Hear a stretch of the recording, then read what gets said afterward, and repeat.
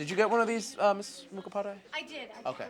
Once a month, a group of students and teachers at Hudson High School on the outskirts of Boston meet to discuss school issues. Okay. Just a few quick announcements, and then we'll move on to issues of cluster accountability, a report from that team, and the dress code.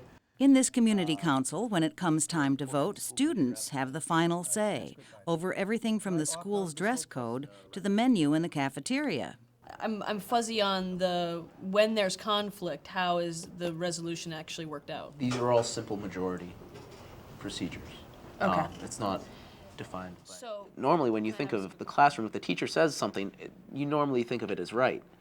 And if a student says something, you always look to the teacher to reconfirm that.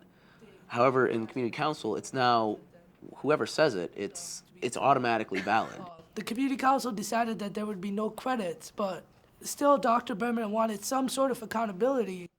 Public education was formed because the country wanted to develop a public from which a democracy could thrive, an educated, thoughtful, concerned public.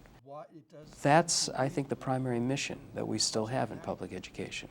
It's the melding of different perspectives. It's the bringing together of different viewpoints. As one of 20 schools in the nation to take part in the First Amendment Schools Project, Hudson forces teachers to take a back seat in the council's democratic process. I'm biting my tongue all the time. Oh yeah, I know the solution to that. But that's not how this system is designed to work, but that we find the solution together.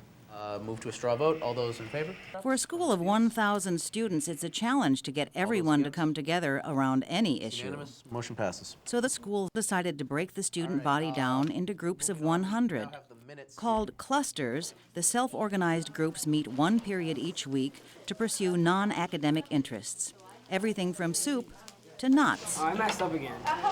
We were thinking of interest groups for the clustering that we're doing.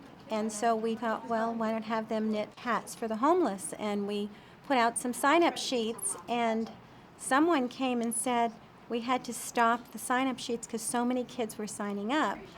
And so we called the senior citizens and asked for help, and I thought it would be a lovely opportunity for one generation to make friends with another generation. People will say to you, high school kids, whoa, but it's not whoa. I don't see any whoa at any age. I think they're good kids, really good. I like it because it relieves stress, and I play hockey, and I have a lot of stress. It's very important that we personalize high school education for adolescents.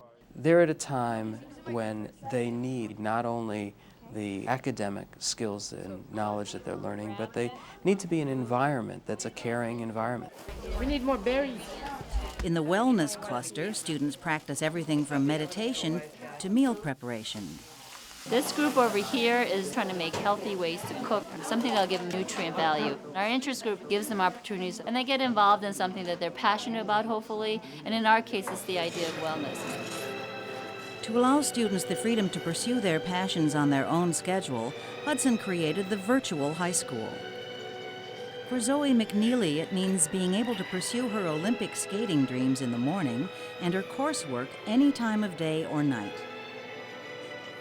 Zoe's been doing the VHS classes since she was a freshman at Hudson High School, and it has enabled her to leave school during the day so that she could skate on an ice surface that didn't have 20 children skating on it.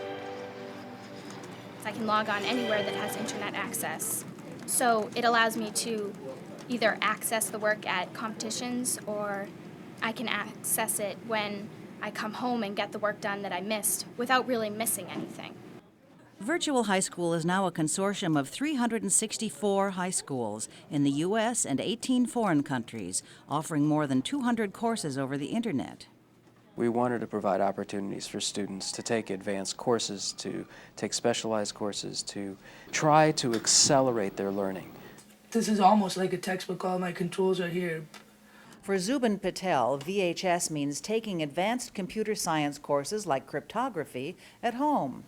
The VHS basically allows me to take these courses that aren't offered at school. It means extra work. It means staying up some nights till 3 in the morning doing VHS work, but you have to do what you have to do.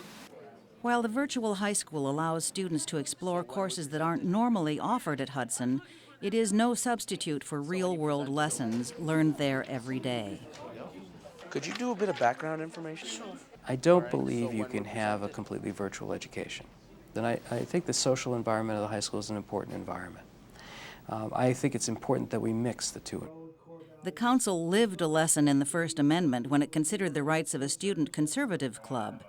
So how far does the First Amendment go? Students here at Hudson are now testing those limits. One school club says it has the right to freedom of expression, but school administrators say that expression may be too extreme. In posters hung at the school, the club tried to recruit new members by directing them to an internet site that featured Iraq beheading videos. There were some relatively inflammatory things on the site. Videos that were showing Islamic terrorist beheadings. Within a day of putting up those posters with the website, the school takes down the posters and tells us to censor them. The administration may not have handled it the best way, but I do think it was within their right to say, we don't want this hung up in our school. That is what democracy is about, those kinds of controversy, those kinds of questions. And I think our students will walk away, I hope, feeling that they had the opportunity to voice those kinds of differences. It creates a community that can think, can reason, can hold disagreeing opinions, but still be civic about it. We're doing something unique in the nation, and people are noticing it. And it's not always easy. In fact, it's not easy at all. But I think it's worth doing. I'm proud to be part of it with you all. For more information on what works in public education, go to edutopia.org.